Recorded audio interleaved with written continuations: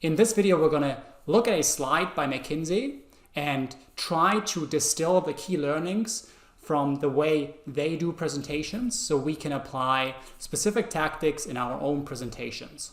One of the most effective ways to learn any skill, and especially presentation skills, is to learn from the best. Observing the way people present, the way people create presentation slides, and then learn from them to apply to your own presentations. The reason why this is so effective is because there are different styles and different ways to present. And everybody does it a little bit different, and you need to find your own style, your own design philosophy, and it's a very practical skill that you need to apply and learn from doing and getting feedback. And so this is the purpose of this video, is to look at a great example of a slide and then learn from it, distilling the key tactics that McKinsey applies and that you can apply in your own presentations. My name is Felix. I'm a former manager at Bain Company, where I spent over 5 years creating tons of slides, teaching presentation skills, and getting better over time.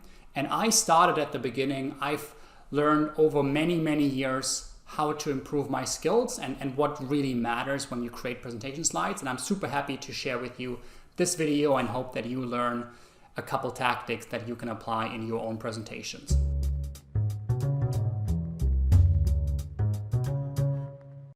So I went on McKinsey.com and just clicked through their website to find an interesting report, an interesting slide that we can review and learn from it. I ended up clicking on a report about the packaging industry. It's a little bit of a dated report, but I think it has, I believe, one or two interesting slides here. This slide with a lot of text around it.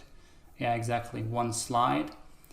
And the cool thing about the reports or articles on their website, but also on other consulting companies, is that their exhibits, like here is an exhibit, is basically a slide. They repurpose slides and create an article around it.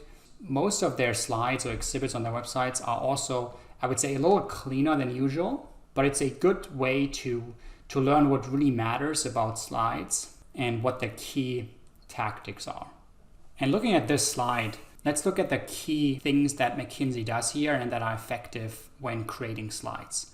The first point is the message, the title. So what's the message of this slide? The message is at the top: 5 major trends could change the packaging industry in the next 10 years. And I've probably said this already a couple times in some other videos. The title and the message is so important. I can't overstate the importance of the message. Every time you communicate, whether you use a slide or an email or a Word document, you have to make sure that you know exactly what you're actually communicating. A big mistake when people create slides, but also in emails, is that they're not really clear. They haven't done the work of distilling the key message.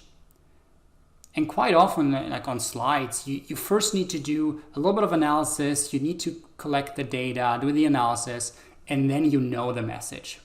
But doing that work is essential, because if you're not clear on what you want to communicate, it's hard to create an effective slides. And so here their messages in the title: 5 major trends could change the packaging industry in the next 10 years. I think this is a pretty good title. It's what I like about it. It's one line. It's not too long.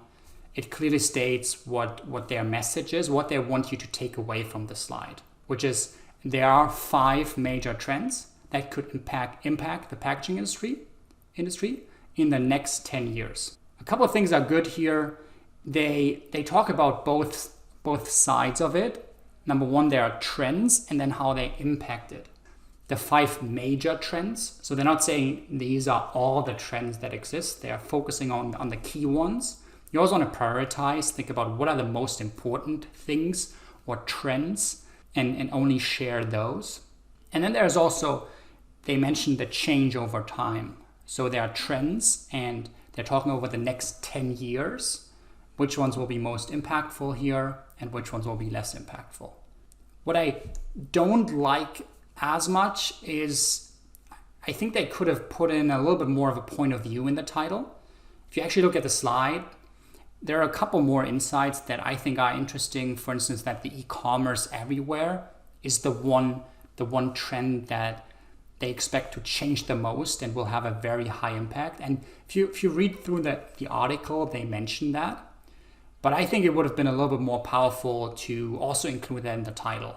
For instance, 5 major trends and e-commerce will be the most impactful or something like that. Because right now the title is a tad descriptive, I think. It's insightful, but it doesn't put out a point of view, something to argue, something very new. It's basically just saying that there are 5 major trends, and now we should look at the slide and to understand the trends.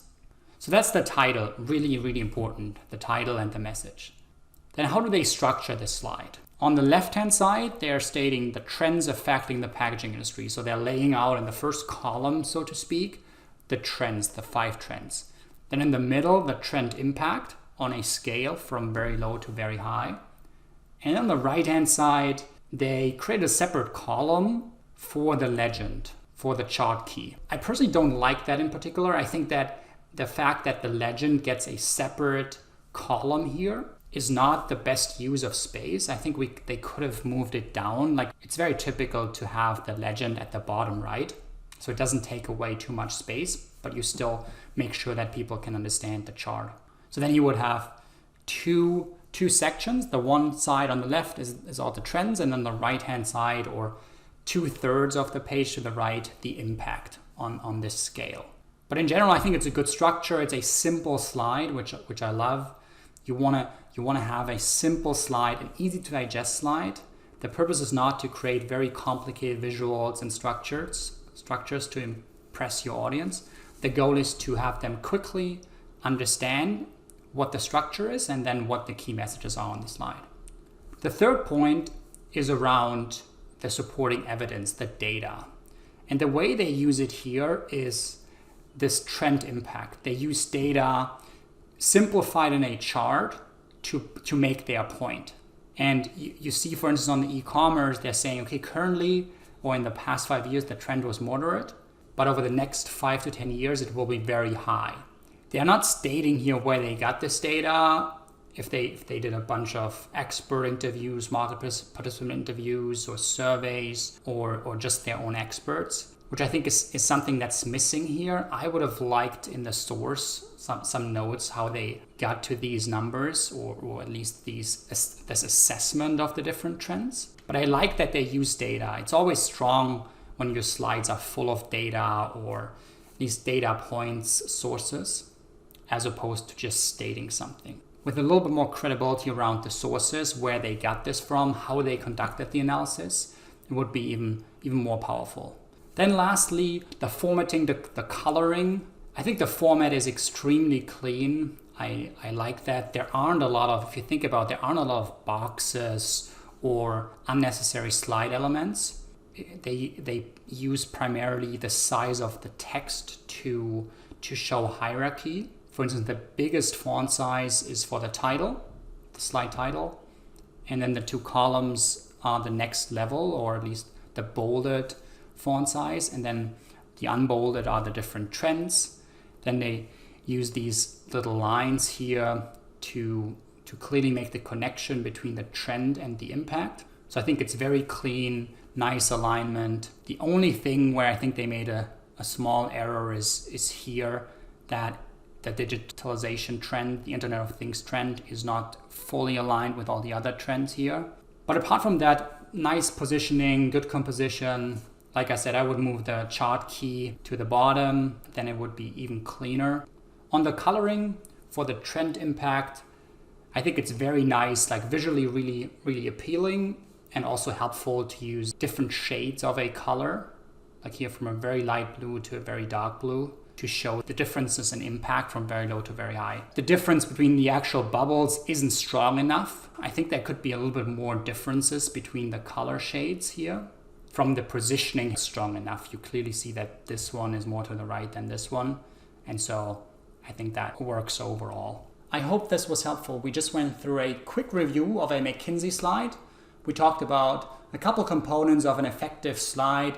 We talked about the title, the message, really, really important component. Then how you structure it, making sure you use data and compelling evidence to support your point. And then lastly, a little bit about formatting colors. I would love to hear from you. What did you learn from this slide? Was it helpful? And any other feedback, comments of what you would like me to talk more about. And I hope to see you in the next video.